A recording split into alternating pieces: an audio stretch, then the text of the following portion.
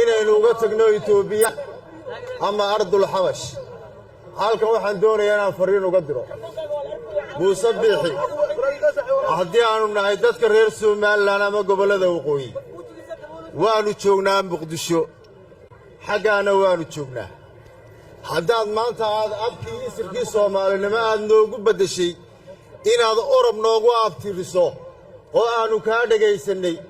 oo aad mar labaad haddana aad tiri waxaan idigu aqoonsan doonaa dhulkiinni baan idigu aqoonsan doonaa waxaan ku weydiinayaa Muuse aqoonsiga iyo isirnimada iyo ma horeeya dhulka iyo aqoonsiga iyo ma horeeya dadkan reer Soomaaliland Ilaahay baa aqoonsaday aqoonsi kale ay kaaga baahan yihiin haba yaraatee ma jirto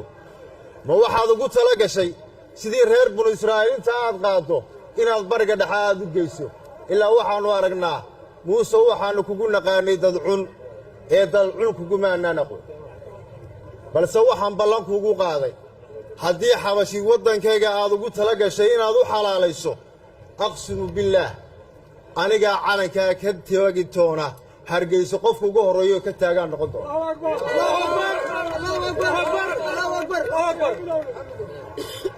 Muuse haddii ay siyaasiyiinta ama dadka reer Soomaaliland ay kugu daawadeen waddanka burburkiisa iyo baabiisa annaga la jecel kale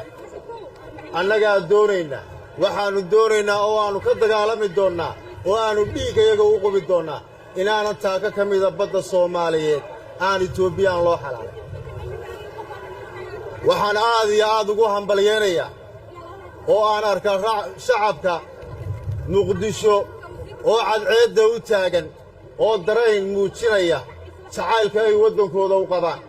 waxa maanta ii muuqatay inay iiga la jecel badan yihiin dhulkayga waxaan leeyahay aad iyo aad baad u mahadsantihiin dadku isma nabca siyaasi dana gaar ah ummadda hortaagan والسلام عليكم ورحمة الله وبركاته.